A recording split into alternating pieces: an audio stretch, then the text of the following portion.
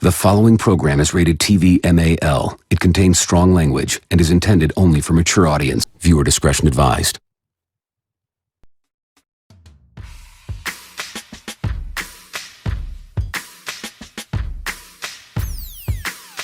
Hey everybody, welcome to the Big Llama Show. I'm the Big Llama. This is the Be Kind Rewind podcast where we review movies and talk about our love of movies. And today's offering, the movie that we're going to talk about is considered one of the greatest films that's ever been made. The 1972 classic, The Godfather, starring Marlon Brando, Al Pacino, James Caan. The list goes on and on. So I got some special guests with me for today's podcast, and we're going to welcome the Birdman himself. J-Birdy is in the building, and our producer from the Big Llama Show, BigPapiAngy, both big fans of The Godfather. Welcome to the Be Kind Rewind podcast, boys. Yo, thanks for having me.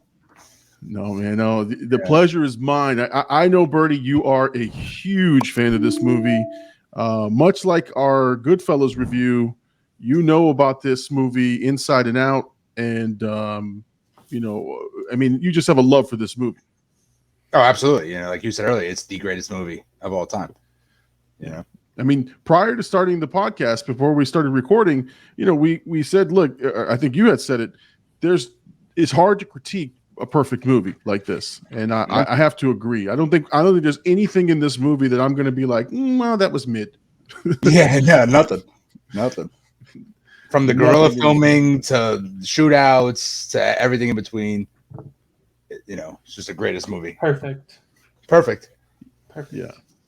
And it's and what we're going to do is it just so we lay the ground rules out for the Big Kind Rewind podcast. First and foremost, this is an adult podcast. So we are toasting and drinking and enjoying our favorite beverages or smoking or doing whatever you feel you need to do when you are enjoying the discussion of The Godfather. Again, this is friends getting together and talking about movies that we love. And this is an adult podcast. So put those fucking kids to bed. It's time to get started on the Be Kind Rewind podcast. I know you were waiting for that one, bro. I was, yeah. Put the fucking heads in the pillows. All that other good shit. Fucking says in Sesame Street. It's the fucking Corleone family. Hashtag GOGs. So I wanted to show you guys this, and this is not like a show off thing, but like I just my love for this movie. Well, first and foremost, I have this book. Let me go to big screen, if you would. Big BigPapiAngy, can you help me there? Just a single screen like that. Yeah. So I have the book of movies, the essential 1,000 films to see, and in this book, which has tons and tons of information, The Godfather has its own fucking section. Like it's got its own section. Like the other movies aren't featured. This one has its own. And because I love the movie so much, I have the 4K UHD that was just released out in March. I have them all. But you know what? I'm an idiot. I'm a fucking idiot because I think I've owned this movie in every format, but I've given it away every time. Like once I upgrade, I give them away. Which is a fucking dumb move on my part. But there's an HBO edit to this movie that I have not seen, but it's in chronological order. Oh, the 6 whatever long one, 6 hour one. It's in chronological order, which is like I would love to view it in that way, but I can't find that version of it anywhere. So I'm going to make you jealous. I have seen it I have seen it in its restored. Like I think this was when they just before they released the Blu-rays, they restored the film and they released. I think it's called The Godfather Saga. Yeah, it was on HBO at the time, the HBO app, and it will change. It will change your fucking life. Like that. There is so many deleted scenes and cuts of this movie and part 2 that it's a whole different experience. Like you just I mean, I can't believe I got to see it. I was shocked that it was available. It took me a day and a half to watch it because I couldn't sit for 6 hours. No, yeah. I think it's 6+ hours. With extra scenes from each movie, but the chronological order just gives it a whole different feel for sure. Yeah, that's so crazy. yeah, man, that's a bucket list item, man. Yeah, whoever had that idea But- deserves all the flowers. Oh, 100%. For sure. Yeah. You know, For sure. I mean, it like I said, it was something. It was classic, man. It was great. And one of the things we'll talk about is you know, again, guys, if you haven't fucking seen this movie, I don't know why you're listening to the podcast. Like this is a movie that's required viewing. So we're gonna spoil the shit out of the movie. So I mean, don't know why it's I have 50 to years tell you. old. Yeah. I think the statute of limitations have run out on this fucking movie. This is one of the few movies that came out before Llama's birth. One of the few, yes. Shortly before, though. Shortly before. But there's okay. So just we're gonna get started. We're gonna listen and watch the because this is a podcast. Obviously, you're gonna hear the 50th anniversary trailer. We're gonna watch that one just to sort of get the juices flowing. But I do want to mention that in that Godfather saga with the extended cut, the bodyguards who betray Michael in Sicily, they get their fucking comeuppance. Like it shows him hunting them down, and he finds cool. the one guy. I think it's Fabrizio. He finds him working at a pizza joint in New York, and he has him executed. Now you don't see it. They didn't film that piece, but they tie everything together. And I'm like, oh, that's like so satisfying that he fucking found these guys. I'm telling you, man. I'm telling you, it's next level shit, man. Like it's just so awesome. All right, so let's go ahead and watch the trailer. So those of you guys listening on the podcast, you'll hear a lot of the audio. We're gonna watch this trailer and we'll give our thoughts and initial reactions to it. So let's see here. Let's get this one going. And if it's on YouTube, it's gonna be copyrighted, but who gives a fuck? That fucking music. That's so good.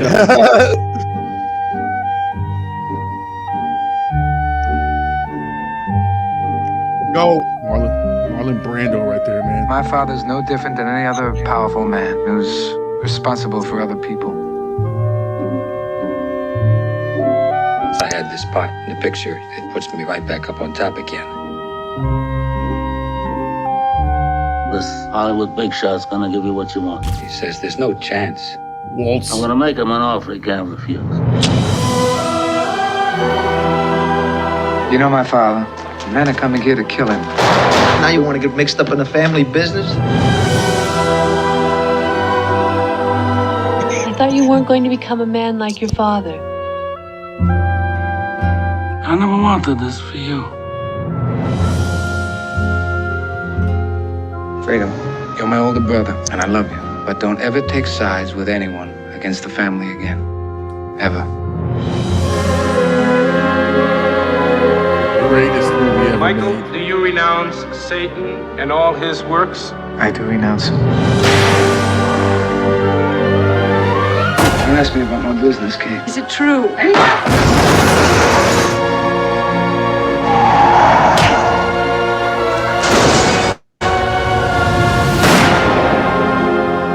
Leave the gun. Take the cannolis. Perfect. It fits so well. What a line.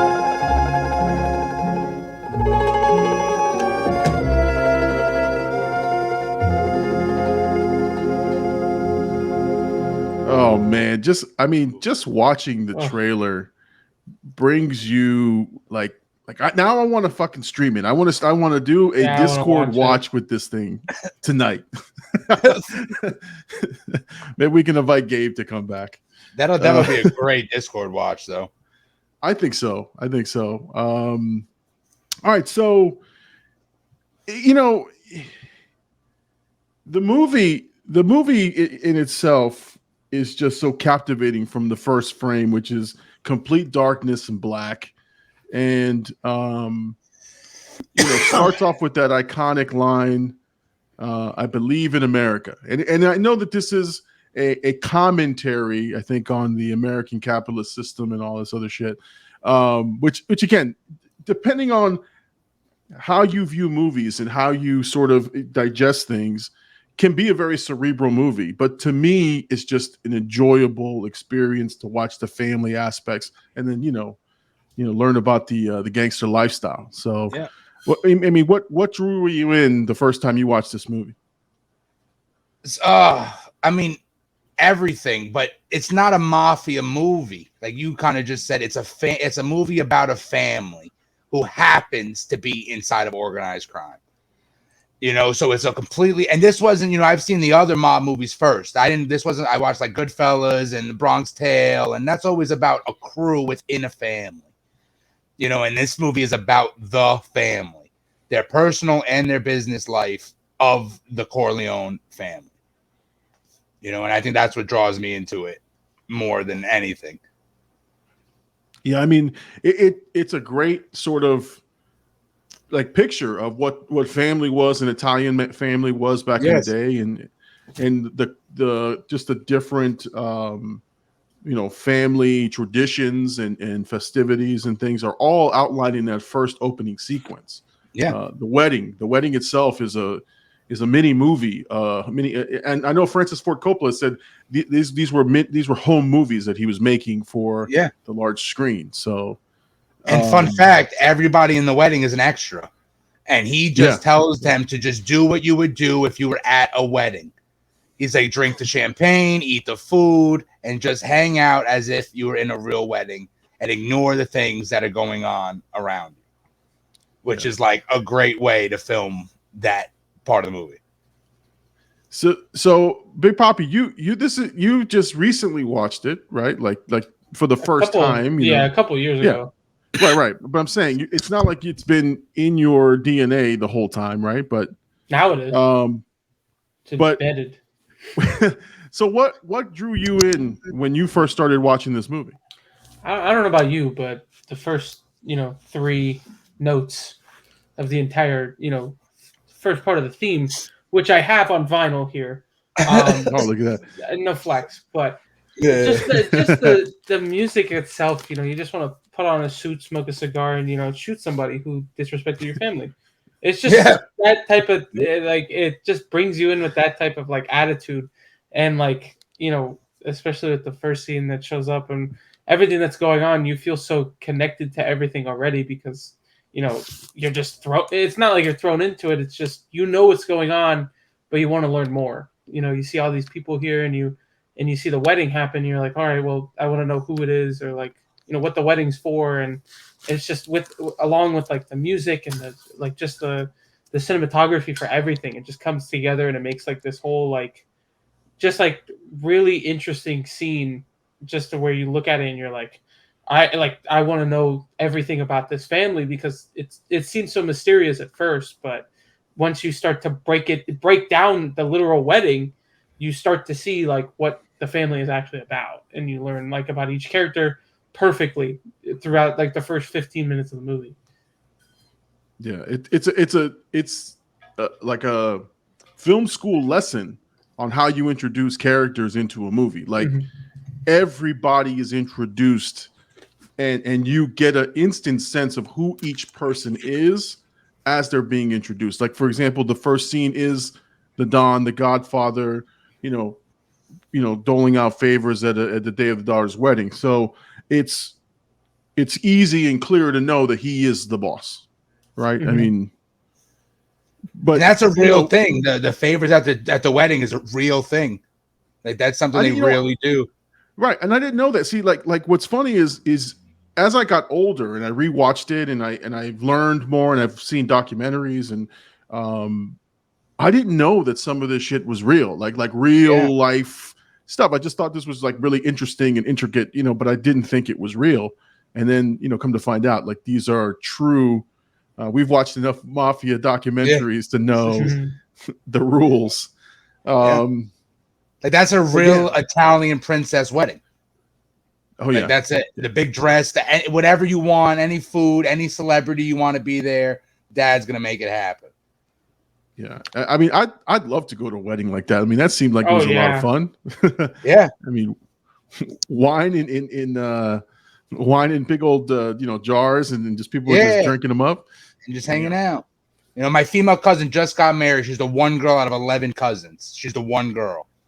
Oh, wow. So you can only imagine what that wedding was Huge like. wedding. On the water in Jupiter by the lighthouse, open food, open bar the whole time. You know, They had everything. They had everything. whatever you needed was there. Now, the great introduction of Don Corleone isn't without like its controversy. You know, obviously we've watched the show The Offer. If anyone is listening and you have not seen the show The Offer, which is I think on Paramount Plus, it is required viewing if you love this movie. Like you need Watch to it. see this. Yeah. Yeah, watch it. Definitely Don't question watch it. Just go watch it. But one of the things that they allude to is that the studio did not want Marlon Brando because at the time he was kind of a diva in the in Hollywood a little bit, and he was a bit difficult to work with. But one thing that they did not talk about in the Offer, and at least I don't remember, is that the fact that at that point in time he wasn't memorizing lines. Nope. and so Hagen and the other characters that were in that scene had lines like pasted to their chest. Yeah. And so he's reading the lines, and learning the lines as he goes. But that's like a credit to his like this guy's acting prowess. Like, who the fuck knows that he was reading lines right then and there? Yeah. Like, They actually do show it in the show. Robert Duvall turns yeah. around and he's got the shit taped to his suit. That's why in that scene, Duvall's back is to the camera the whole time. mm-hmm. He never turns around and looks at the camera. Yeah, and this is what Francis Ford Coppola's like second or third movie. I think he made one or two films, and I mean, it's weird because he was an unknown, and one of the things that I find fascinating, and I know this is outside of the Godfather stuff, but that American zoetrope that they belong to, the fucking the goats of directing, like cinema's greatest directors, all found themselves in one group. Like Spielberg, Scorsese, De Palma, Francis Ford Coppola. I mean, George Lucas. Like all these guys belong to this one group out of college. Yeah, which is insane to me. Insane. Yeah. I don't know who that professor was. Oh shit! Why didn't he do anything? Yeah, you know exactly. But that's the crazy part about this movie too. Though is really nobody was a star but Brando. Right. Right. More or less, everybody else. This was their first feature-breaking film. Yeah, because Al Pacino was on Broadway, right? And he did Panic at Needle Park. Yeah. Right before the year before The Godfather, which is like it's a great story movie, but it's like almost like a B movie. But good story to it. He was he wasn't the star that we know today, obviously. Oh. But good God, like what the movie is for Michael and for Al Pacino in particular is the greatest story arc you've ever seen. Like this guy transforms. Well, you didn't know what happened. You didn't know what was going to happen. But what I'm saying is, like, if you watch the first couple of frames of the wedding, right? Him talking to Kay, and he's kind of going through the story. He's very innocent. He's very, and then by the time you get to the final frame where they're closing the door, he's a sinister. He is a ruthless killer. Yeah. I mean, and the story again, 2 hours and 55 minutes. You don't feel a bit of that. Yeah.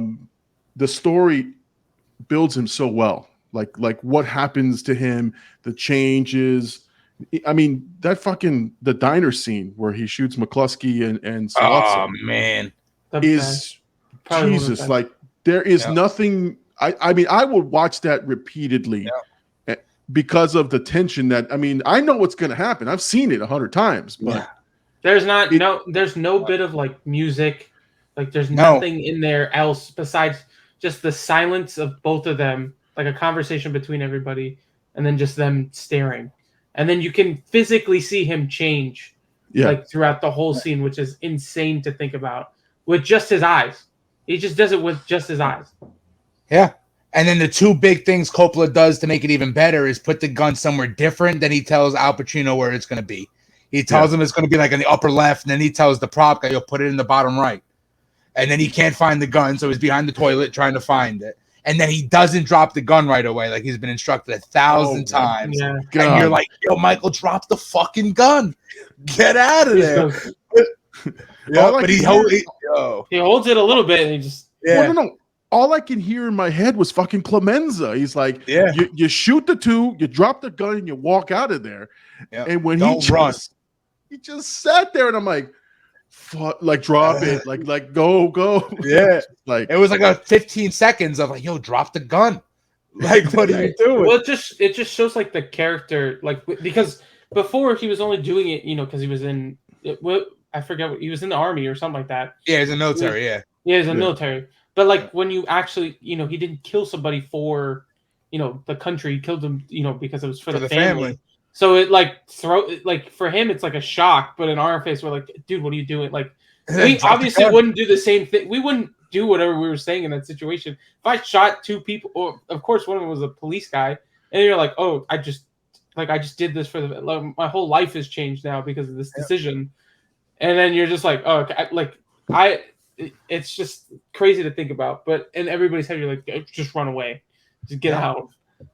Yeah, I mean, it's like I said, it's just insane. But like, I mean, think about this. Like I'm gonna show a frame real quick of if it'll come up. Oh, I had to add it to the stream. The power. So yeah, you've got this, innocent start, where he's there with Kay and. I mean, and he turns into a cold-blooded killer, and like it's there in the performance. Now, I only wanted to show you this because we want to talk about the character introductions. You meet Fredo. This is the Roman of the group. I mean, you meet Fredo, and Fredo's just a sweet guy. He's a nice guy. He's drunk and idiot. Oh my god! Idiot. Oh my god! but what's his name? John Cazale? Yeah. So this guy, I'm gonna see if I can pull up his record. But I just want to say rest in peace. Yeah, no, he died way early. I think he had cancer. Yeah, him and Pacino did one more movie after this. I think they did Dog Day Afternoon, right? Dog Day Afternoon. They were lovers, or not lovers, but they robbed the bank together, and yeah. But every movie he was in, I think I want to say like he was like the Jordan of movies. Like every movie he was in won the Academy Award for Best Picture. Like for 5 in a row that he was in. And in Dog Day Afternoon he shows his wares, but honestly his arc or his chops get shown in part 2. Like in part 2, I was feeling really, really bad for him. But Fredo in the first one is just a bumbling, lovable brother who just can't get shit straight. So, Gabe. And then we meet Sonny, right? Sonny's over here, banging bridesmaids at the party. But Sonny is a great character. I mean, just one of the, and again, not that his screen time is less, but he can carry himself. Like he owns the screen when he's on the. He's done some movies before The Godfather too. He did some decent movies before The Godfather. Fun fact though, De Niro was supposed to play that part. De Niro tried out for that part, and James Caan tried out for it was supposed to be Michael. That would have changed the whole movie. Oh my god, I saw the screen test, and De Niro as Sonny would have been insane. But he was great as Vito. Yeah, no, that's But then we probably would have got Pacino as Vito and De Niro as Sonny, which who knows, that would have been a whole different movie. Yeah. I mean, De Niro changes the ruthlessness and the hot-headedness of Sonny, like that. Like I feel like it kind of takes him away. Like he becomes more of like a bigger character than what he is. Like he's a big character, but not as. I feel like if he was in the role, like I feel like with the attitude, like how he is in like Goodfellas or something like that, it would kind of like pull away from like everybody else. Like he would outshine people more, I think. Yeah. I think James Caan is a perfect Sonny. I mean, I can't think of anybody else other than James Caan being Sonny. Yeah. But at the same time, like if you would imagine if it was De Niro, it's a different Sonny. It's a more it's a more introverted, angry Sonny, but it's not like the hothead that you saw. Yeah, so that's yells and screams and Yeah. And he was perfect. He was perfect for the role. So like that's, you know, and again, James Caan was perfect, and you know, Al Pacino alongside of him worked really well together. And you got, you know, Abe Vigoda as Tessio. Old ass Abe Vigoda, man. Yeah. And it's like, this was the movie that wasn't supposed to happen. The script is too long. They don't like the actors. Pacino's too short. Brando's a drama bitch. It wasn't supposed to happen. Right. And if they let Coppola eventually do his thing, and thank you, Al Ruddy, and fucking the movie happens. Exactly. And it was over budget. Yep. They had the actual mafia interfering with the movie. Yeah. You know, Joe Colombo and his anti-defamation of Italians club. Exactly. Exactly. Man, we love Joe Colombo in the Offer. In the Offer. Great. Oh, yeah, great. Joe Colombo. Yeah. But I think the guy who plays Al Pacino in that movie, I don't think I've ever seen an actor played better by an actor in my life. Oh my God. I could who have swore it was. It could have been photocopy. It was a They went photocopy in a time machine and grabbed him out of it and was like, "Yo, we need you to play yourself in 50 years." Like that was crazy. And then they have the scene when they make him take the Christmas boxes. He's like, "He's too short. Take a couple of the boxes away. You can't see his face." That's so good. Now, if there is criticism, I never liked Kay. I never liked her. No, the sister, or not sister. Michael's wife, his first. I thought you were talking about The Offer. No. But I never liked Kay. I never did. I never bought, you know, Diane Keaton as this. I don't know. She seemed very annoying to me. But again, that's me critiquing it for watching it over and over and over and over again. But at the time I first watched it, I was like, yes, I love the story. But now I've been watching it a little bit, and I just go, man, every time she's on the screen, I just kind of like, God, let's fast forward a little bit. And it's a part that anybody could have played. You know what I mean? Exactly. Like she doesn't affect it enough for it to matter if it was her, if it was, you know, whoever the hell. It doesn't fucking matter.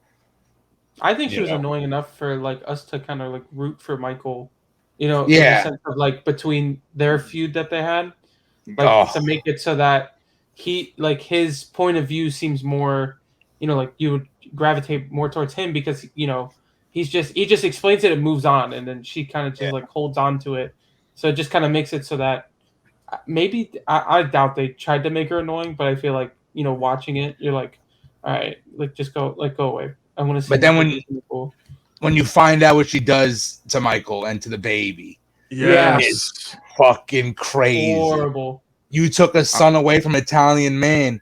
That's crazy. You know, that was that Pacino scream, man, and that slap. Yeah. Oh, he like fell. Yeah. He ran and fell. He went full body Superman punch on that shit. He only had daughters at that point, right? No, he had the one son. He had the one son and a daughter. That could have been the heir. That could have been the next one, and you took that away from me. Yeah, no, that to me was, I mean, that's again, Diane Keaton is a good actress. I don't have any issues with her acting ability. She's you know, been in the industry for over 50 years. But I just didn't like her in this role. I didn't like her in this part. But that scene solidifies why she is there. I mean, that's a pretty powerful scene. She plays it up. That you hate her. You hate her at that point. Yeah. I mean, it's I love it because Francis never lets you. Francis, like I know the guy, Mr. Coppola. Put some respect. Sorry, sir. Put respect. Never lets you feel comfortable about a character. Like you kind of go, okay, I like this character, and then something else happens. You go, shit, that's why I don't like this guy. Yeah. Same thing with Kay. Is like I don't like her. I like her. I don't like her, and then she pulls the abortion card, and good God, and I hate her at that point but the reasons that she does it are justified. Like they're allowed. Well, she makes it clear. Yeah, I'm not bringing one of your sons into this world, into the world that he's living in. Yeah, but the way he looks at it, you don't have that right. I have that right. Exactly. Yeah, is my son. If there was a daughter, she's yours. Is my son. Mm-hmm. Yeah, and that's. I mean, and then when he closes the door on her, when she visits the kids. And they're like, "Oh, you gotta go!" Like he's coming, and then he just pulls the kids away and just closes the door. Yeah, it's like because he has no feelings, no hatred, no feelings. You no longer exist. No, I mean she's gone at that point. So again, we're jumping around, but that's fine. Yeah, this is what this movie does. So at the party, you meet Johnny Fontaine, right? You know Frank Sinatra. Frank Sinatra, famously written after Frank Sinatra, which I think he has. Again, I love diving into like the little like behind the scenes stuff. That slap that he got from Marlon Brando, that you can act like a man, was a true slap. Yes. Yep. And he shook him up and he started laughing. You can see him break just ever so slightly. Yeah, he has that little smirk on his face, and it fits the scene. It does. Yeah. It's almost like I slapped you. What are you going to do about it? Nothing. Listen to what I got to say. and then like I think Brando plays off of it because it's like he slaps him and he's like, "You can act like a man. What's the matter with you?" And then he starts to make fun of him. Oh my God.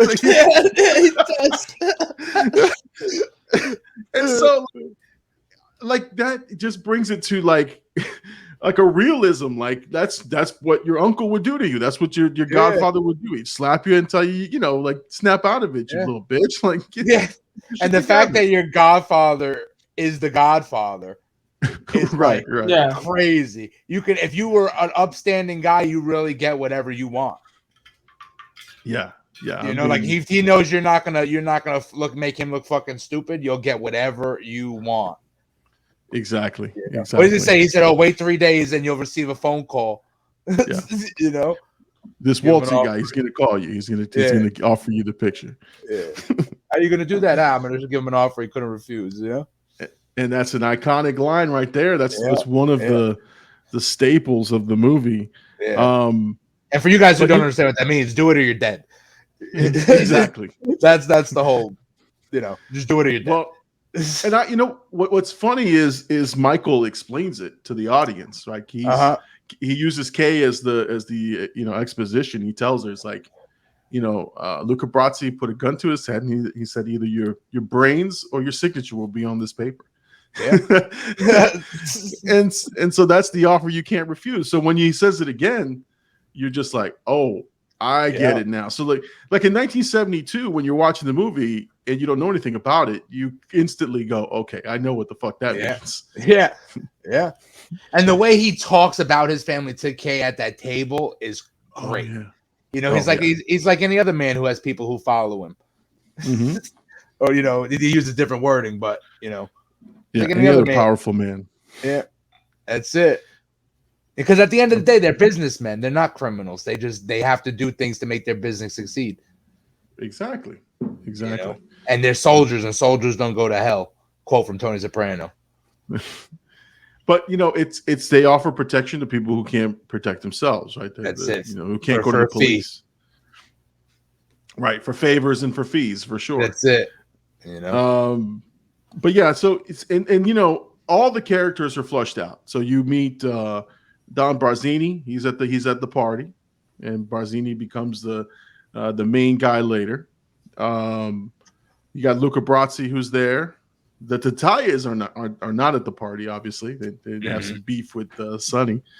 So it's a great, and then obviously Tom Hagen. Who Hagen, I know, Big Papi, that's one of your favorite characters. I love Hagen.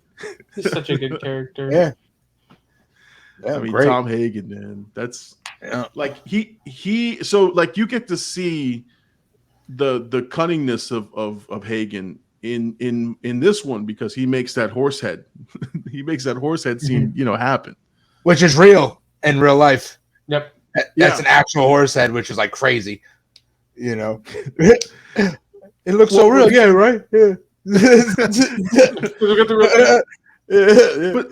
But think about this. Like, okay, so in 72, like in the 60s, you had like the James Bond spy thrillers. You had like those over the top, shitty, sci-fi movies with the big fucking ants and shit. And fucking yeah. You have all these like cartoony, entertaining type movies, and then late 60s, early 70s, you have these gritty filmmakers coming out, putting like real shit on screen, like real, real life on screen.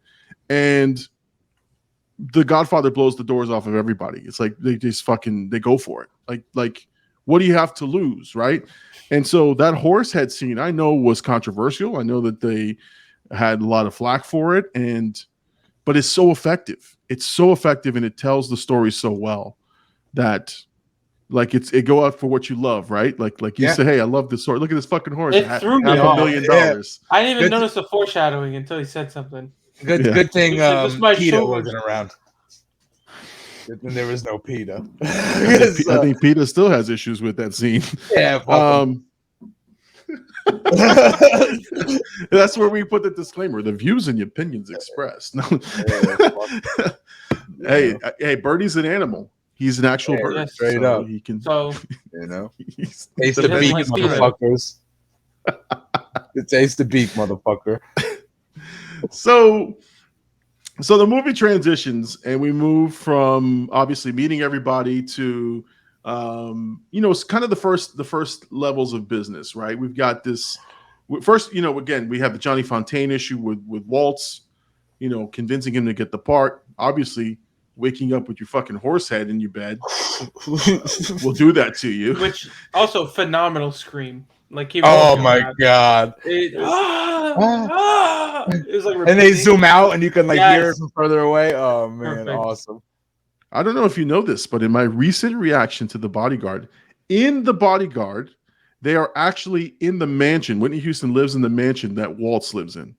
Oh shit! That's really wow. Watch it now. Look at that! I do gotta watch it now. My question is, what happened to the rest of the horse? It's probably just on the floor. It's just in the stable. In the stable. Yeah. Well, yeah, probably. He thought his nightmare was over, and then he goes in the stable 2 weeks later, and there's the body. That horse is glue, man. That horse is fucking done. But I know Sinatra had a lot of issue with the portrayal of this character, and I know that he dealt with being, linked to the mob for years, which he was. Yeah, absolutely. I mean, let's not mince words. Like he definitely was involved. I don't think he wanted his business out there. Yeah, but everybody already knew. But now it's like, the movie did it, the biggest movie of all time. Yeah, and I don't know that if he appreciated. I think the guy's name is Al. It's on your album cover. I forgot his name. The guy who played Johnny Fontaine. I don't think he appreciated that guy because he wasn't very manly in the movie. No, he was kind of sheepish and a little, kind of like a little bitch. And so, yeah. I mean, if you were to put a tough guy on there, a tough burly guy to play, Johnny Fontaine, he probably would have been all right with it. But this guy was Sinatra's short anyways. Yeah, but he had a reputation and a thing to him. Him in The Offer, whoever played him in The Offer is so. It just made me laugh every single time he was on the screen. The casting of The Offer is almost as good as The Godfather. Yeah. Yeah, it is. It is. It's phenomenal. Now, one person we didn't talk about before we move on to Sollozzo in the first sort of scene with Hagen and everything. And I will say this: it worked. It worked in Godfather. Like casting Talia Shire, which is Francis Ford Coppola's sister. Mm-hmm. It worked. Like that worked, and it was great. She's a great, phenomenal actress. Yeah, later really good. Later, she becomes Adrian, and she makes me cry every time I watch the damn Rocky movies. Her story arc is crazy. Fantastic. Oh my god! Yeah. Well, she starts off as a bit character, like really, like and then she just evolves, Yeah. and it's amazing to watch. So And then, yeah, but then when her dad was no longer in charge, she loses that power of being the princess. Yeah, your brother owes you nothing. Michael. Yeah, and then Luca Brassi's wedding scene is great too, when he's sitting there trying to do his lines. Oh man, awesome. Which we know it's him practicing, right? Like, it's him practicing. Yeah. I mean, Luca Brasi, that guy was a fucking mess. Yeah, he's a fucking professional wrestler who actually drove for the mob, and he ends up playing the part in the movie. Yeah, I mean, nuts. I like the fact that they filmed him practicing, and then when he went to talk to the Godfather, he fucked up his lines. Yeah, and then they keep it in there. Yeah, exactly. I am on the day. I'm like, oh no, he fucked up. Yeah, he's like, just tell me what you want to tell me. He's like the one guy who doesn't have to come in there with the same respect as everybody else, because there's a mutual thing between him and the Don in that room. Yeah, exactly. Like, you've done things for me that I'll never speak about. I've done things for you that you can't speak about. What do you want? No. And all he did was go in there to say thank you and congratulations. Waited in line, not to ask for anything, because he knows he can ask him anytime. He doesn't need the wedding to ask him for a favor. Right, and he's like, "I know you are busy, so I will leave you." Yeah, I'm so sorry, my longtime friend. But yeah, exactly, and that was great though. That was great to kind of see that. But quickly we progressed to Sollozzo. So Sollozzo is the cocaine dealer, or the poppy, the drug business, which Don Corleone does not take kindly to. I think but foreshadowing of the future of drugs, which is, he said it himself, it's a nasty business. You sell it to your people. You're gonna eat yourselves up from the inside. Like he foreshadows the future of what this is gonna do to the families. And it does. It absolutely came, to light over the course of the 80s and 90s, and what we saw, which is a lot of these guys. I think we talked about it before in passing, which is, harmless vices like gambling, prostitution, and construction are timeless businesses. Right. But you said it, like, you said it to me, right? How much time do you get, for that's a the bag biggest of thing, right? That's the biggest thing, because you go and beat somebody up in a store, they sentence you to 2 years. Anybody can maybe do 2 years, but you get caught with an 8 ball of cocaine, that you're looking at 35 to life. Yeah. You know what I'm saying? Most people were ratting their mother jaywalking 20 years ago to avoid 35 to life. For sure. That's the biggest thing. And that's in the original Cosa Nostra code, is no drugs. And that's in the real Cosa Nostra code, no drugs. Yeah.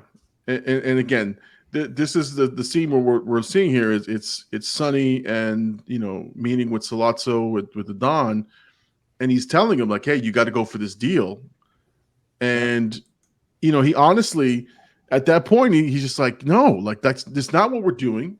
Yeah, we make plenty of money now. Exactly. And what Sonny couldn't see beyond was the long game, and that's Sonny's downfall, right? Yep. I think he said it. I think he said. I think Don Corleone says it later in the movie. He's like, he wasn't. He's just a bad Don. He couldn't get past. Like, mentally, he wasn't there. Yeah. Like, Sonny is a henchman. Sonny is an enforcer. He's Sammy the Bull. Right. But Sonny is not the head of the family. Like, he can never. And honestly, if Michael never comes back, he is the head of the family, because you can't pick the Robert Duvall character, because he can't be. Fredo's a complete, Fredo's like, might as well get a Stevie Wonder to do it. And so, and Michael doesn't come back, who Vito doesn't want to be part of this life at all. Sonny becomes next. Yeah. Which is, that family would have died out anyway. That family would have died out. It would have just been over.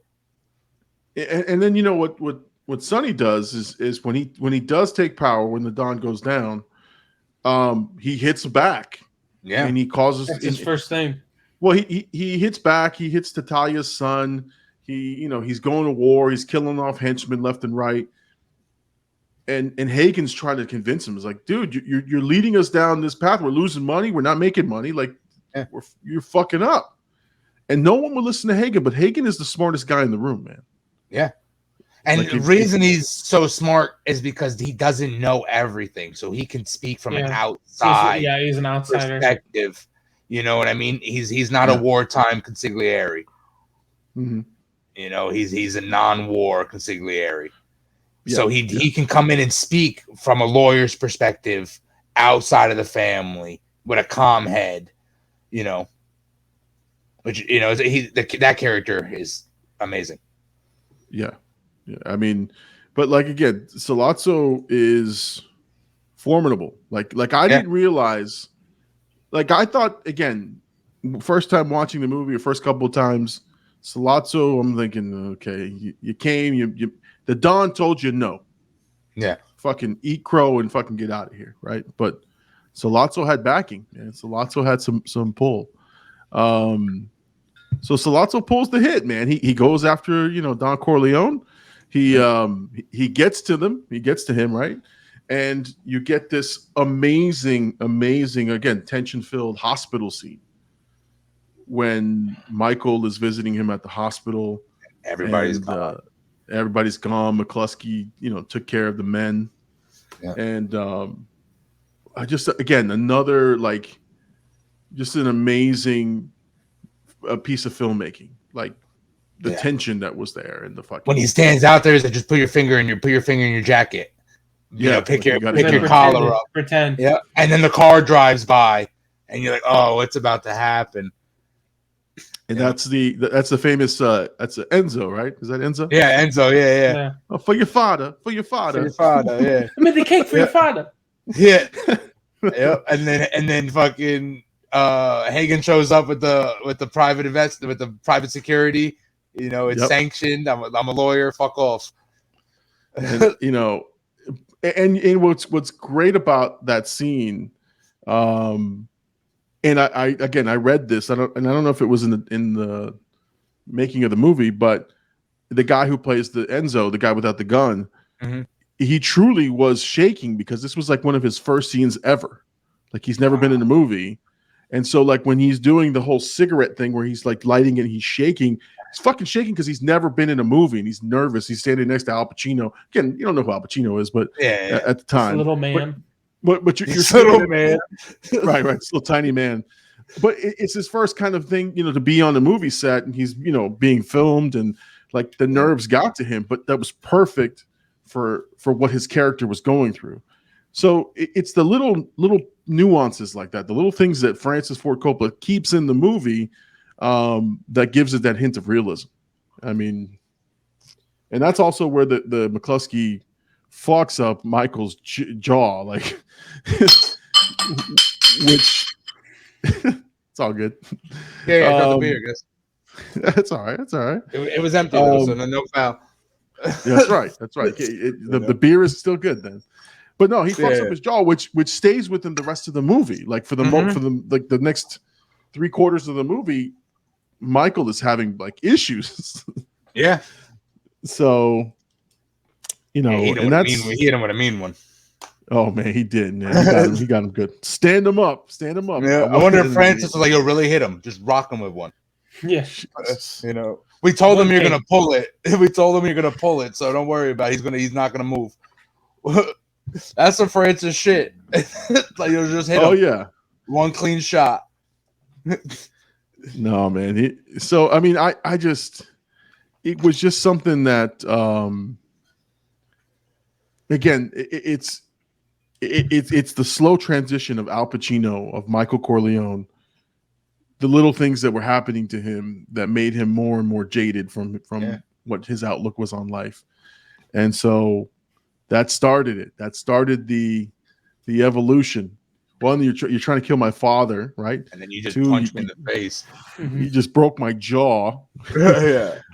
I mean, it's just insane. It's just insane. Now, one thing that we didn't talk about was Paulie, the little guy Paulie who was watching Don Corleone when he got shot. Right? Remember he called him sick. Right? Yeah. That guy gets it in the weeds over there in New York with the Statue of Liberty. That's a great looking scene. Like just the car pulling up in the sticks and the weeds and him getting shot. That's the famous leave the gun. Leave the gun, take the cannoli. Take the cannoli. Which has been used in so many movies. That line right there has been used in so many movies. It's amazing. I mean, Clemenza.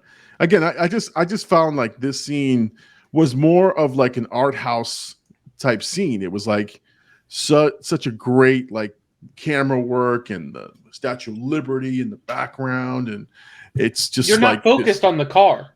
No, your last thought is the car. You're like, all right, he's going to pee. It's like whatever. Like it's just a regular scene, and you hear it and you look. You're like, oh, never mind. We should have been paying attention on the car. It's just a beautiful scene. It is. Yeah, and that's Francis's like doing his thing was like he would give you these lush huge landscapes and then there's the dirtiness that's happening, and then we move on to again the scene we talked about, Michael shooting McCluskey and Sollozzo, right? Like that.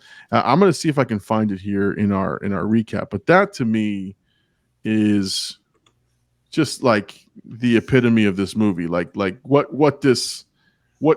his acting changes, his face changes, the outlook changes for this guy, and it's just amazing to watch. Mm-hmm. Here's Clemenza kind of teaching him a little bit about what to do with the gun. And again, this is where you get the expectation of what's going to happen in the scene. It's foreshadowing. You're going to come up, you're going to shoot them both in the head, and then you're going to walk the fuck out of there. And he does. And he shoots him in the throat. He shoots him in the throat and then in the head.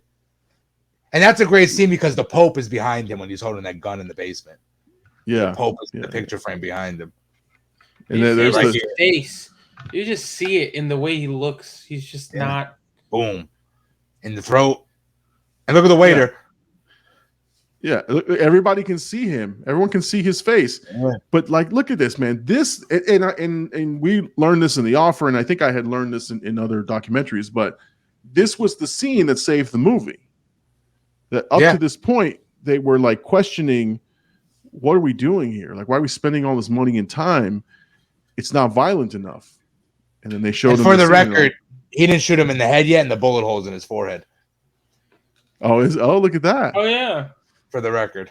It went up. It went up his neck. Yeah. And then he didn't even shoot him in the head yet. Yeah. And then these are actual real pictures. So they start showing actual footage of actual, crime scene photos. Yeah. Yeah. Which is great. And their ass off. And George Lucas put this together, by the way. I don't know if look at that. Oh, wow. Yeah.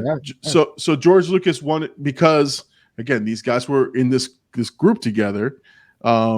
George Lucas wanted to help on the film, and he told him, he goes, do these quick serials for me. Do these like transition scenes for me. So this was all George Lucas's work. And then I know that Steven Spielberg and Brian De Palma and Scorsese all helped in like telling Francis what their thoughts were. And Francis would show them the movie. He would show them pieces of the movie, the dailies and whatnot. And they would critique it. I mean, can you imagine that? Like, hey, Spielberg, critiqued by them. Yeah. Hey, Spielberg, you want to take a look at this short film I just made? Yeah. What the fuck? Yeah. Take a look at the scene. You want to tell me what's wrong? But the rest of that fucking group in some sort of way got to be a little bitter. Like, damn, I didn't fucking direct this movie. Or like they'll take pieces from me like, oh, that was a good idea. Yeah. Or something like that. Yeah. Like Brian De Palma made classics. Like Martin Scorsese makes Mean Streets, and he makes fucking Goodfellas, and he makes Raging Bull. Fucking Spielberg makes Jaws, and he fucking makes Jurassic Park. E.T. fucking yeah. Yeah. But he didn't do The Godfather. No. But each of these guys, it becomes like the icon of their sort of areas, and it's just like the Mount. I just can't Rushmore imagine directing. that. Like that's Yeah, That's insane. Godfather, Deer Hunter, Apocalypse Now. That's crazy. All them. Within, yeah, crazy. Mind you, they all pick the same actors, which does not hurt. No, it does not hurt. It does not hurt to do that. You know, when you have Michael Jordan on your team, you're probably going to win the championship. Yeah, I think so. I think so. Yeah. I mean, and listen, and you had your pick of who you wanted. Like these guys, like once their names got out, they were the hot directors. You can get anybody you want. Yeah, but you still go for the same Pacino, De Niro, Pesci, over and over and over again. Yeah. Those are first rounders right there. The rest of you are fillers. You might have to get picked role, up. That just means you're like, wow, I made it. I'll come off the bench on a Jordan team. You still win the ring. Yeah, exactly. I'll be an extra. Yeah, I'm cool with that.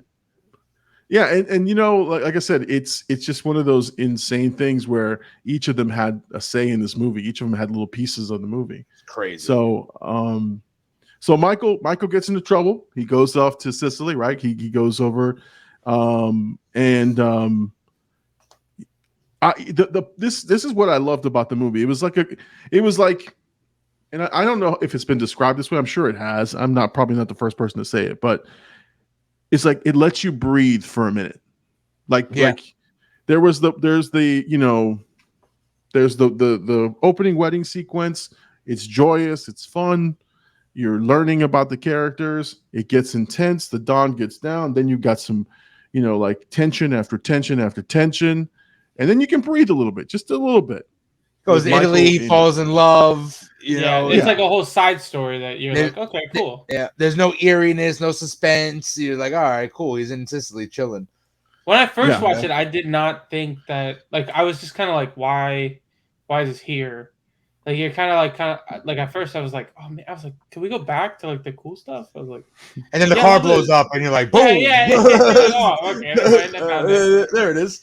It goes from asking the dad if he can marry the daughter to car exploding when she's learning how to drive. But then you're like, okay, I feel like it's cool to see that he was able to get in, like Michael was able to get in and get out of the business so quickly, and then you're like, okay, he's fine, but it comes at a cost of him leaving. His wife, and then he has to go all the way to, Sicily. And then you're like, all right, that kind of sucks. There's some negatives to it, but you got out of it, which is crazy to think about. And then it just follows him. And then you realize that, not only has he turned from like an outsider to now, like a soldier for them, but now he's becoming like the top guy to get because he committed the crime. Yeah. I think for them to send him there was for his protection. Obviously, everyone knows that. Yeah. But I want to talk about Apollonia. That lady was was like magnificent just to watch her on screen. She was truly just a beautiful woman, like on screen. Like I felt like Michael. Like I got hit by the thunderbolt. Like. It's just insane and better than K. Yeah. Better than K. Yeah. Michael's like, I have this K so much. She's so pretty that he falls in love with her when she's walking with a basket in her hand. Yeah. He's like, yo, who's this? And what does she look like naked? And it's funny is that it takes again. This is what a good movie does is that it takes you and lets you focus on that story, lets you focus on that piece of information, because prior to that, and I think we might have missed this, but prior to that, you have Sonny going with Carlo. Like you had this scene here again, amped up violence. Carlo's beating on a pregnant woman, and then you have the Michael love story, and it's just like I'm there for it all. Like that's how I view this. It's like, man, I am like I want more. I want more of each scene. Like there's just not enough you can put in there. The movie wasn't long enough. At 3 hours, the movie's not long enough. Exactly. Exactly. And what's tragic, obviously, is that you kind of in those short 5 to 10 minutes. I don't know what the scenes were with Apollonia, but you fall in love with the character. You say, she's just, he's in love. It's It's very romantic. She's got that broken English, Monday, Tuesday, Wednesday. Yeah, you know, she's doing the whole thing. Yeah, you know, like they give her little things that you start to fall in love, and you go, "Oh, I love this character." And they fucking blow her up. That scene though, right before the car blows up, when he knows the car's gonna blow up, is so when he turns around over his shoulder and he's like, "No," and then that's the end of that. Yeah, Then the bodyguard just slides to the fence. Well, and yeah, he's like, Fabrizio, where are you going? And he just like looks. He looks back. He's like, "Fuck you, I'm out. Peace." Did my job. Then Michael turns around and he just knows right there that but he's got a backup plan in the United States. Yeah, it's okay. He comes back. He comes back and he goes with Kay. But what was it? Again, it wasn't that it was cool, but it was like. The realistic was there was that dummy hanging off the car. Like I don't know if you remember seeing they blow up the car and you see kind of like the body there, which I was like heartbroken. I'm like, that sucks, man. This guy just watched his wife get blown up. And then he has to go back home to Kay. Yeah. Oh my God. He's like, I gotta go back to this. And wasn't she like 18 years old? She was. I think so. I think she was really young. She was like 18 or something. Yeah. Yeah, and it's dead. But she would have been a true kind of Italian style wife, like the Don had, like his wife. Yes, I was just about to mention her too. She plays a good character too. Just a little bit, you see her here and there. Yeah, it's great. It's great.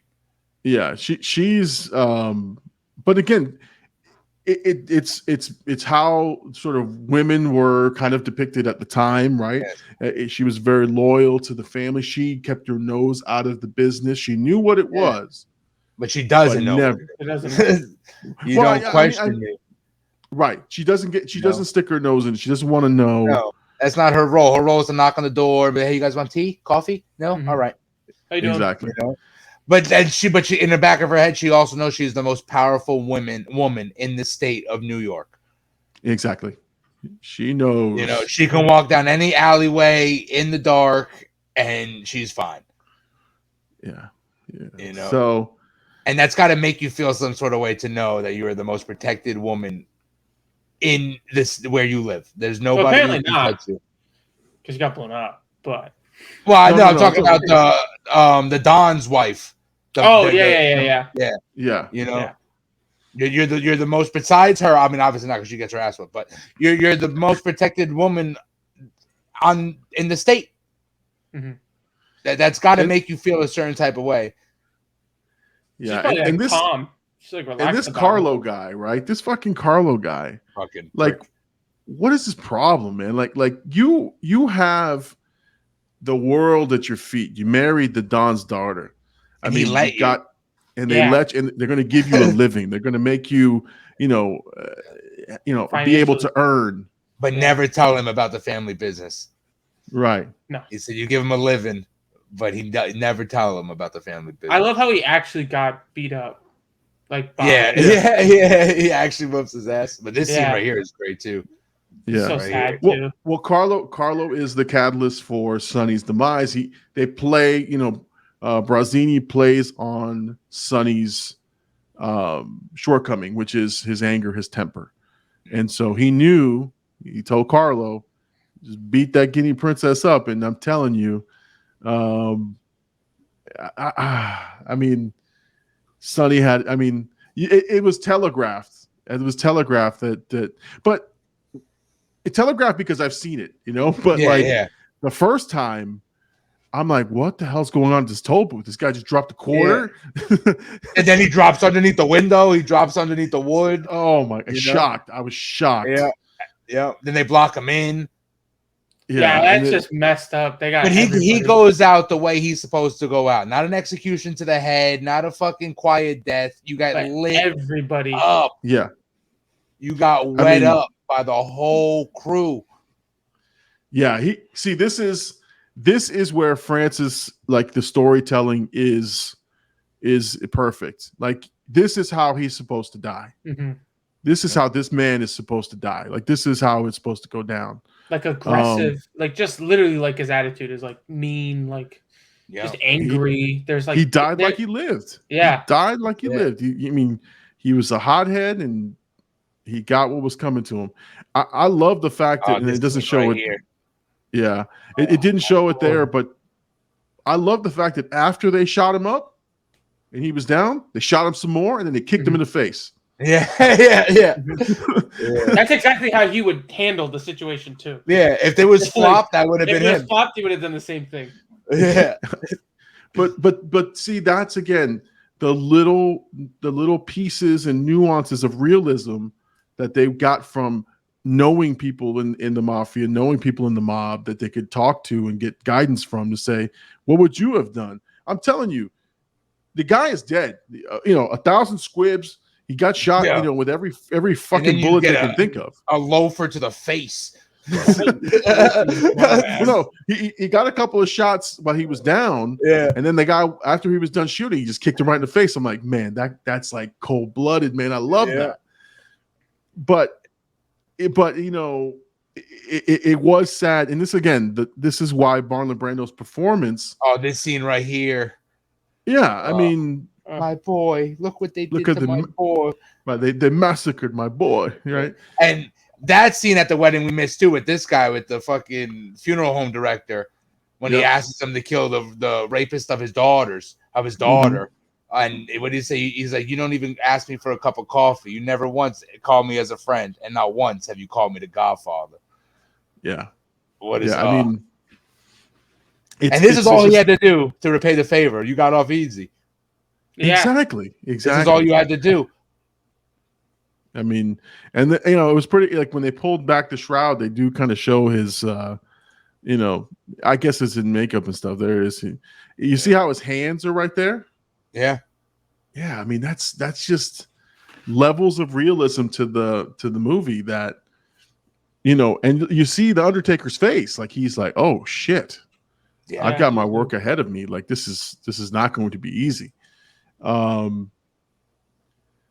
Yeah, you see, there's his face right there. He's and then Brando, Brando with small movements of the eyebrows and the mannerisms. Yeah, I mean, does it? Yeah, I mean that's the offer scene when he turns into Vito Corleone from Marlon Brando is the camera angles they use. They use the mirror to show you what he's doing. It's just shoe polish and cotton balls. Yeah. And he turned into the Don. He turned into that character. Yeah.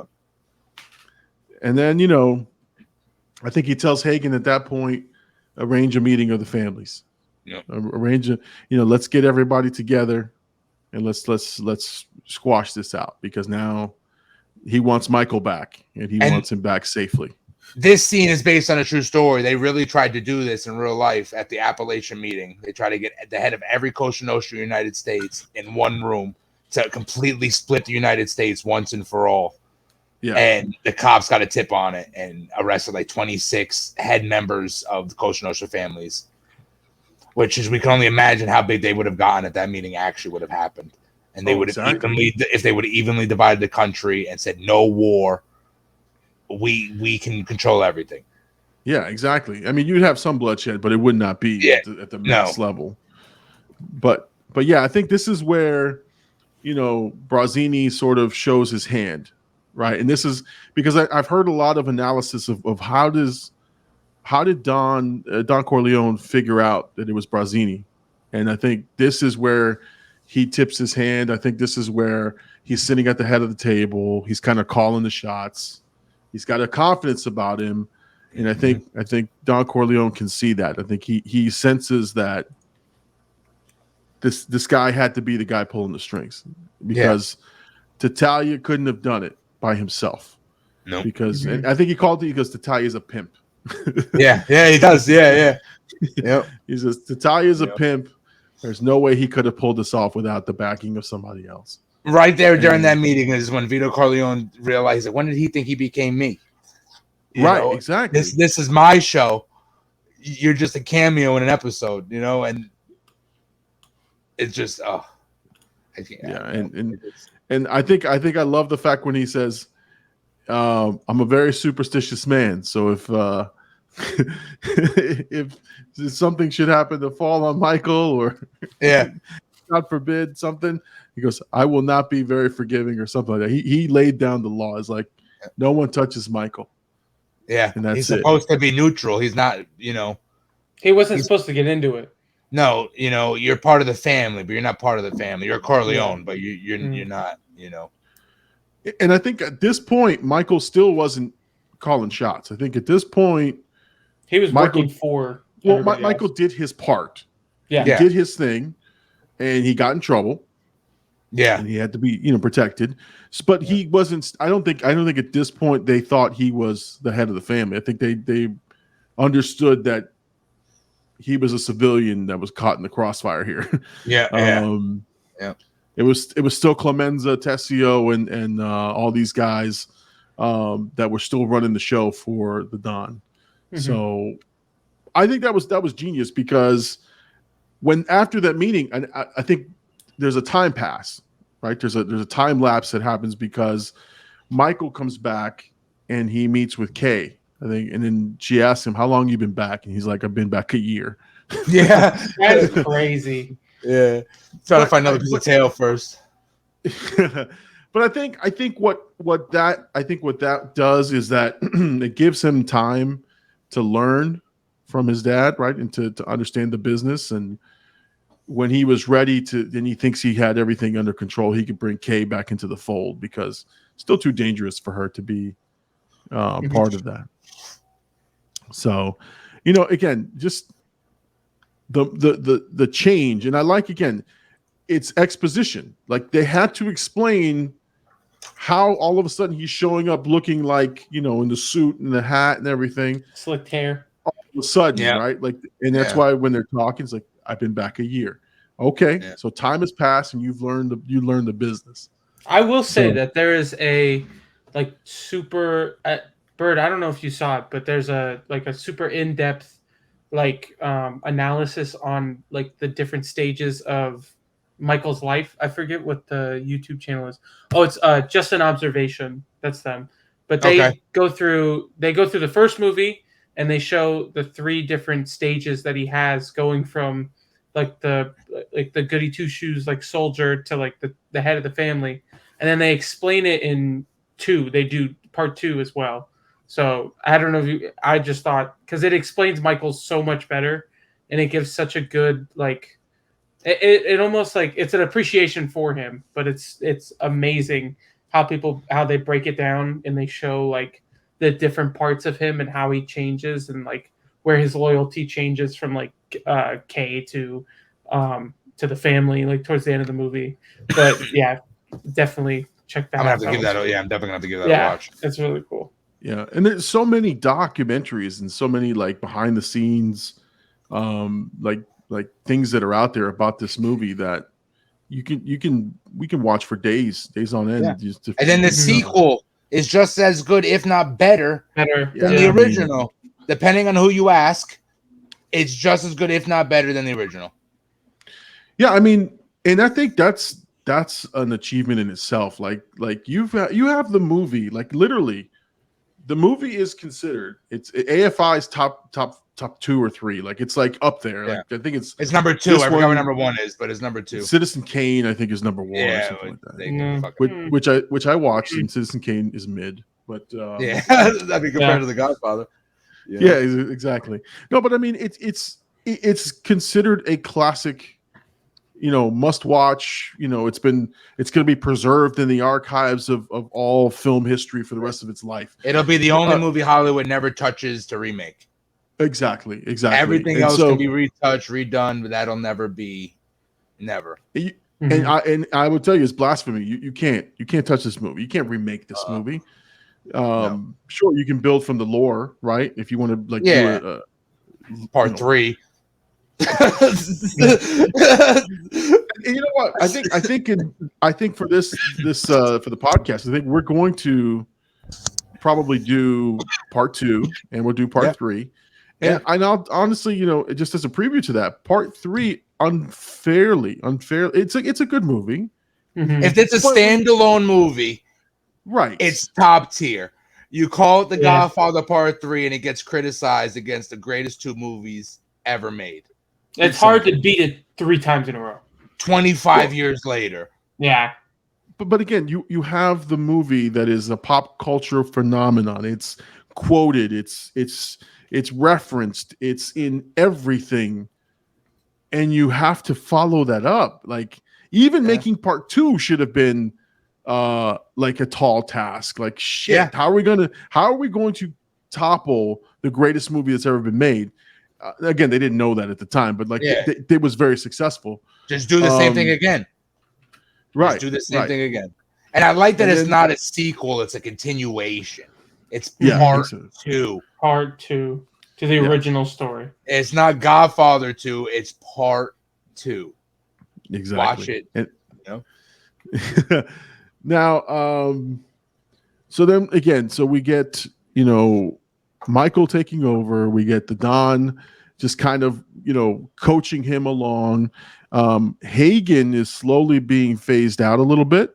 And this is kind of starts the transition for Hagen as there's future plans for him. But people are questioning, and I think they're questioning. I think Tessio and Clemenza are both. I think they say to the Don, like, I've never once asked you to form my own family, but I ask you today because they did not trust in Michael. And Michael remembers that shit. Michael remembers that shit because you did that in front of him, in front of his dad right then and there. And that's something that I think people sleep on is like, you fucking, like, this is like Michael is the most ruthless Don that's ever going to be, on film. Yeah. And you questioned his ability in front of him, in front of his dad. Yeah. Like in front of the smartest Don to ever be. Yeah. Right. Right. The guy was so smart and thinking about the long term that he adopted Hagen just to turn him into a lawyer. And since he's not family, he can legally defend them in court. And you keep him out of certain conversations, and he can defend you better than anybody else that will ever be a lawyer. Yep. Yeah, you champion the lawyer.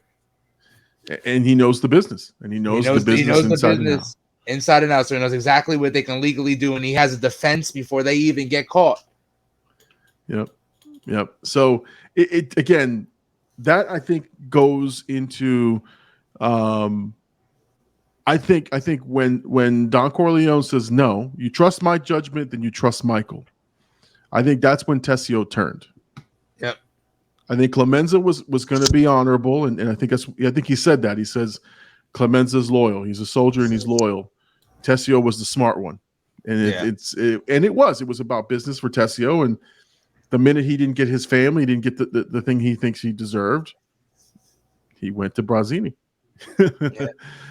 So I think that's kind of I think I love that aspect of it where you're now starting to form alliances. You're the Don is retiring, and Michael is now the head of the family, and he's again, he's just a different breed. He's a different guy, more calculated, more ruthless, more cutthroat. And then you meet Mo Green over here. It's fucking. I didn't want to miss. He said, "You smacked my brother in public." You got to straighten him out. Cocktail waitresses 2 at a time. I had to straighten him out. You got to straighten him out. Yeah, the cocktail waitresses. Yeah. What are you saying? But his look, when he looks at him and says, "You smack my brother in public," you got to straighten him out. Yeah, he's you would have thought this movie came out in like 98 by how good of a movie. You would have thought there would have been great but they didn't have no inspiration. There was no fucking movie that they could have taken any of this from. 100% original, and this is what we get. Yeah, exactly. You get Dr. Evil petting a cat on Austin Powers. I mean, like again, the Mo Green thing is great because now again, I don't know that they were going to make a part 2. I don't think they were. No, or they so successful.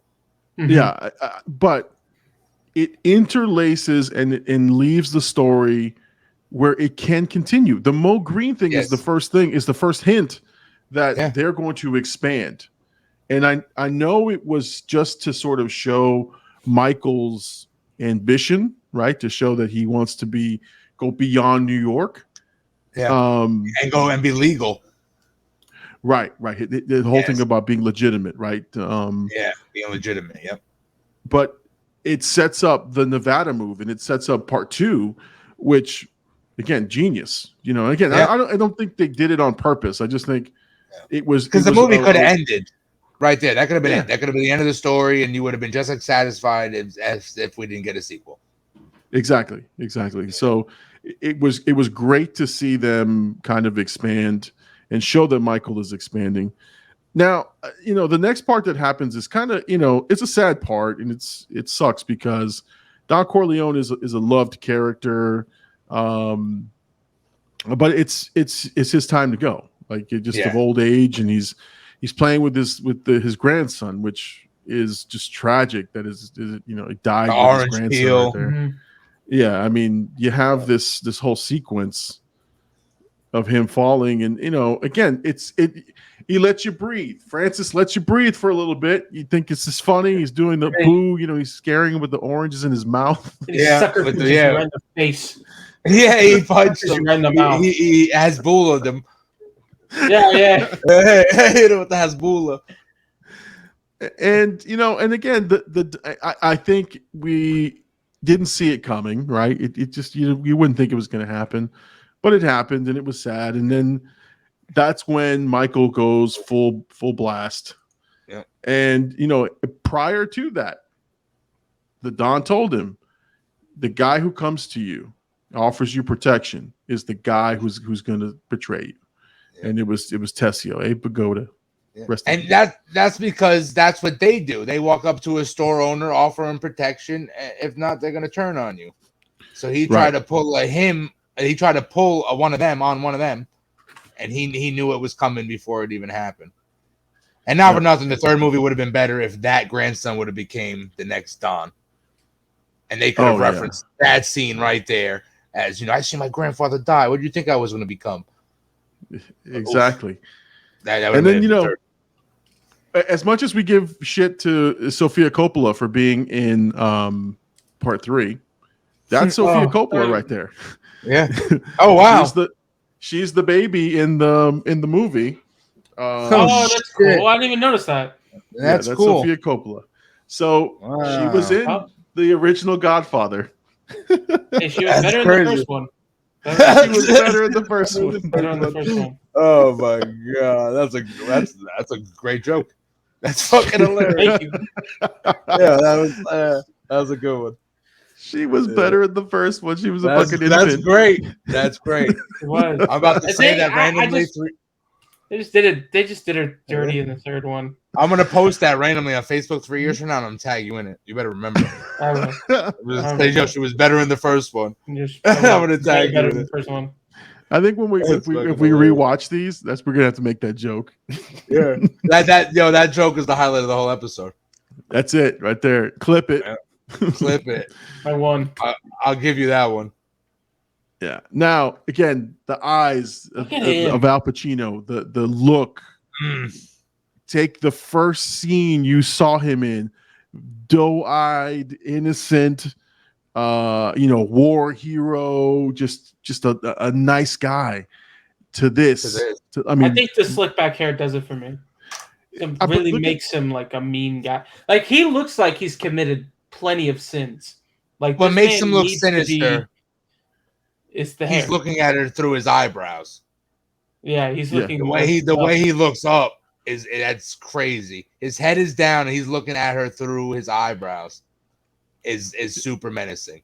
Like, he may be looking up, but you're the one that has to look up to him. Like, that's crazy. It's crazy to think about that. Just with that look that he has. But they say that's I don't know if he meant to do this, but they say if you're trying to intimidate somebody during a conversation, is to look at them through their eyebrows. Yeah. And then they always like, what the fuck is this dude looking at? He's looking past me. He's not looking at me. So I don't know if that's on purpose, but that is a psychological trick that you can pull on somebody. Yeah, I mean, but the intensity, and again, It's Al crazy. Pacino in this performance, again, from Broadway and from working park shows or whatever the fuck he was doing. Yeah. To this, I mean, this is the again. I posted a TikTok when I was watching Godfather 2, where the entire scene, it was a 3 or 4 minute scene, was nothing but eye contact and nothing but just and Al Pacino delivers the entire message of the scene without saying beginning a word. of 3? Was it beginning of 3? No, it was the end of 2 when just before he kills Fredo. Oh yeah. There's just music. It's music and them looking at each other, like Fredo looking at him looking at Fredo, and then him looking at whoever the guy was. Yeah, I forgot. The guy who kills him on the boat. Yeah. Right. And so go ahead, Bert. You get this look in part 2 during the party when he tells Fredo, "I know it was you." Oh you my broke god, my that heart. whole scene. Yeah, I know. But then he says, "You get in the car. You're still my brother." And Fredo's like, "I don't know if I should believe you." And I think he was really like, "Dude, get in the car, like because I'm gonna kill you." These He's Cubans like, I don't want aren't anybody gonna kill else you. to do it. You could come with me. I'm still your brother. And Fredo said, "No, fuck you." No, exactly. I'll take my chances with the Cubans. And he also turned his back on the family there, which is you should have just got in the car. Even if you were to die, you're gonna die anyway. So just get in the fucking car. Exactly. But this is the famous scene where do you renounce Satan? Right? Do you? I do. And I do. And then he is capping fools left and right. Yes. He's taking out the heads of the 5 families. But they don't believe they're doing anything wrong. No. They do it for a purpose. They're soldiers. Yeah, I mean, that one was a good kill. That's a good kill. Yes. That's what's crazy about the whole thing is they really go to church every Sunday. They pray. They wear crosses because they're not doing anything wrong in their mindset. They're doing it to sit for them, like it's to help them in the end. Well, it's family above everything. When they make you a made man, they tell you that. Oh, it's us, and then this one was good. I mean, Tessio just has to plead. Now, remember, like I said, Tessio and Clemenza both challenged him. You think Michael's going to give you any bit of leniency? Nothing. No, nothing. He killed his brother, his own brother. Yeah, that's crazy. You don't think he's going to off you? Yeah, and Tessio said, "Hey, for old time's sake, Tom, can you get me off the hook, Tom?" Yeah. And he knows. Yeah. But again, it's the actors, man. Like you feel every bit of the emotion that they're feeling. Yep. And then this is one of my favorite scenes because we know that Carlo was involved in planning Sonny's demise, but we don't know to what extent, who the people are. And he tells him, he's like, "Carlo, I'm godfather to your son. You think I'm gonna make my sister a widow?" Yes. I do. But and that's what I'm saying. Like, and he says it with a straight face, and he's like, "Just tell me the truth because it insults my intelligence." Yes. And Carlo falls for it, man. He's like, "Yeah, I did it. It was Brazzini." Yeah. Carlo wasn't built for this life. No, their dad knew that. He said, "Of course, give him a living, but never tell him the family business." Yeah, he was not made for the business. No. That's for Neither sure. was Fredo. No, he wasn't. Sonny and Michael would have been the best duo. If Sonny lives and they're 1-2, that would have been. I don't know. I like what's his name? The lawyer in. Well, I don't mean like for the quality of the movie, but for the quality of the family. If Sonny lives, that 1-2 punch is crazy. That's the real yin and yang. Yep. And then Sonny would have been. Yep. Oh, this scene right here. Yeah, but you go ahead. You said if Sonny would have been around. I don't remember. But yeah, this right here, ultra violent right here, like realism. Yeah. And then again, Talia's performance in this she's pleading with Michael. I know you did it. Yeah. I look at the papers. That's your husband. That's your husband. Like she's like, I am sold at that point. I give you one chance to ask me about my fucking. I give you one chance to ask me about my business. Right? Did you kill him? No. Yeah, and I didn't specifically. Look at Michael. He's trying to control everything, and that's Michael's. That's his Michael's. His MO is to have control of the entire situation, and that's why he's so scary, and he loses control here. Oh, great! I won't. And see, this is the character break that makes Al Pacino, one of the greatest actors. It's like you know that he needs control. Yes. He needs to control every aspect. The character needs to control. Kay puts him out of control. Like we've never seen Michael react in an emotional way that he can't control. No. Right. You only really see him get like this here and when they shoot at his house. Right. And that's in part two because that whisper to one yell back to a whisper, and you fucked up. Yeah. And then she asked him, like, did you kill Carlo, right? I think, and he's like, nah. Close the door. Yeah, but that's the line before that when he tells her, when he's like, I'll give you one chance to ask me about the family business, and then he lies to her. Yep. The one opportunity she had with And listen, Clemenza is thanking his fucking lucky stars right there. He's kissing his ass. Yeah. Thank God. But that's what happens when you're a real soldier. When you really do what the rules tell you to do, you'll be fine at the end of the day. Yep. And again, Clemenza kisses the ring. Yep. He accepts the Don Corleone and the new Don. And again, greatest close to a movie right here.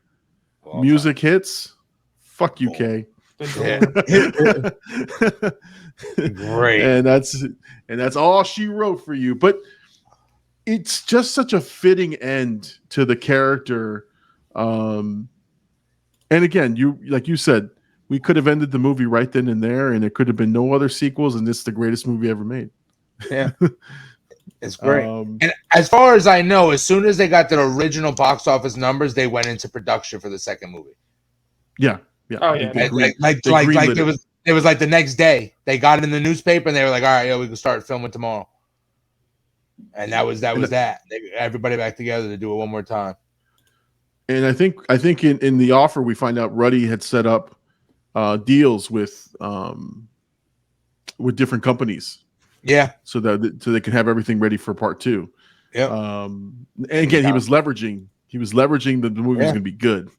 Yeah. See, Ruddy kind of, in the offer anyway, they compare him to the mafia during what he's doing and how he's getting shit done, Yeah. And then when he really can't get something done, he calls Carlo Gambino. When he really can't do it. Yeah. He gets help. Yeah. He gets help. And fun fact, this movie is the first time we see the made man ceremony. We've never seen that. When the prick of the finger and the burning of the card. Mm-hmm. This is the first time that's ever been seen by somebody who hasn't been in that room in real life. Yeah. Yeah. And again, the realism. They had the people that could tell them, hey, this is how we would do it. This is what we would do. Because, Francis didn't know about this. He just knew about some things. And Mario Puzo for putting the story together, I think he had said it. These are things that he saw in his neighborhood. He was writing about the neighborhood in which he lived. And, when he rewrote the screenplay, there was a lot of input that was given to him. But again, Puzo is great in his own remark. I mean, I love the fact that Puzo gets to write Superman. Yeah, which is really weird.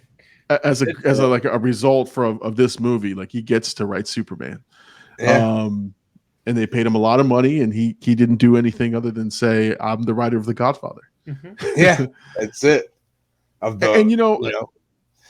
And I'll say this: the first Superman was good, and Puzo put together a good story, but Superman 2 was way better. Yeah. Yeah. Just like in The Offer, what do they say? He goes, this book is making the Bible nervous. Yeah. It sold so many copies that at one point it was on pace to pass the Bible in sales, which is fucking remarkable. Yeah. It's insane. Every hotel drawer has a Bible, and this Yeah, book I was like, hey, you beat that. That's crazy. You write a movie about a family. Yeah, exactly. You write a family movie. So again, that's kind of the synopsis. We've kind of went through the whole movie. Is there anything that we missed, Birdie, that you like loved about this movie? Is there anything that we missed or that we didn't cover? The Luca Brasi murder. Oh yes. And they stab his hand on the bar and then choke him. His face was like so disturbing. And you kind of have the feeling that the Don knew he was sending his friend in to not come back out of that room. And Luca Brasi kind of had the feeling that I might go into this room and not come back out. But that's the one person that he would do that to. Do that for. And then the fish. He was loyal. He was loyal to the Don. And Luca Brasi. But even when he told him, and they repeat this beat in part 3, by the way. But he told him, tell him you're not happy with the Don. Tell him you want to. Yeah. And even when he was there, he didn't say he wasn't happy. He was just like, so what's in it for me? What the fuck you got for me?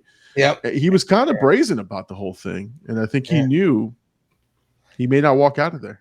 Because even when he knew it was better for everybody, he couldn't say, I'm not happy with this man. Yeah. Which is like crazy. You know? Exactly. And, there's a whole backstory to them, too, that we don't know about. There's a whole list of things that they have done for each other that we have no idea of why he's so loyal to that man. There's your prequel right there. Right there. The Luca Brasi fucking Vito Corleone story. You'd have to just cast an actor to be Luca Brasi, but you'd have to have Vito as like a ominous character in the background. You couldn't have like someone playing Vito. You just have to be like, no, Vito sent you on this thing. I plugged in my laptop. Oh shit! All right, we're gonna wrap up, man. We're gonna wrap up anyway. All right. So, parting shots. Anything before we adjourn the podcast? Again, we had a lot of fun breaking down this movie. We talked about our favorite parts, the favorite scenes. There are so many nuances to this movie. Again, if you have not watched this movie or you haven't seen it in a while, go back and watch it. It's available on 4K in every format. I think Paramount Plus is still playing it. I think streaming. I believe they are. If not, you can rent it for like $4.99. I mean, come on. Which is a blast. I mean, it should still be $10 at least. It should still. Paying a premium for this movie. Yeah. So, Birdie, any parting shots? Anything else? No. Thanks for having me. Look forward to part 2. All right. So yeah, we're gonna come back for part 2. BigPapiAngy, you got anything? I'm definitely coming back for part 2, but it's my favorite movie ever. For sure. Listen, guys, I want to thank you guys for coming on the Caan Rewind podcast.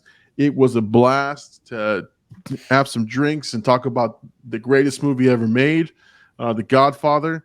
I often say that, I'll say The Godfather is one of the greatest movies ever made. And even though it's not my favorite movie, my favorite movie is not comparable. Like, again, I have love of movies for different what's that? Yeah, what is it? What's your favorite movie, Llama? My favorite movie is Scarface. Oh, okay. Yeah. I mean, okay. Yeah. My favorite movie of all time is Scarface. But fun fact, box office flop. Yeah, exactly. I would tell you, Scarface is far from perfect. It's a far from perfect movie, and I love it. I think we lost the bird. Statement. I think we lost the birdie. I think his laptop died. All right, well, guys, listen. I want to thank J-Birdy, even though he's on the screen. Thank you, J-Birdy, for being a part of the Caan Rewind podcast. We appreciate your insight and your input. We look forward to you looking at The Godfather Part 2. That'll be a future episode that we'll be doing. If his laptop charges. Yeah. His laptop died. Hopefully. BigPapiAngy, thank you so much for joining us on tonight's episode. Again, The Godfather. Go out and see it. Guys, I am the Big Llama. This is the Big Llama Show. This is the Be Kind Rewind podcast. Thank you so much for joining us tonight, and hope you enjoyed it. Make sure to like and subscribe if you're watching this on the YouTube channel. If you are listening to us on podcast, please make sure to give us a good review on the podcast, a 5-star review if you're on Apple Podcasts. If you're on Spotify, or any other medium, make sure that you give us a good review and come back for future episodes. Make sure that you subscribe to our channels. Guys, thank you so much. I'm the Big Llama. This is Be Kind Rewind podcast. And Be Kind Rewind, guys, it's movie night, and we're going to see you guys on the next one. First off, I don't care what you people say. Never follow rules. I'm a trendsetter anyway. Okay, I march to the beat of my own drum. They say I need rules in my life. Well, I got some. That's 1. Kill the competition. 2. Be a loyal dog. 3. And if they snitching on your man, send them to the morgue. 4. When you party, go hard till you hit the floor. 5. If you didn't see me do it, what the hell you asking for? Welcome to my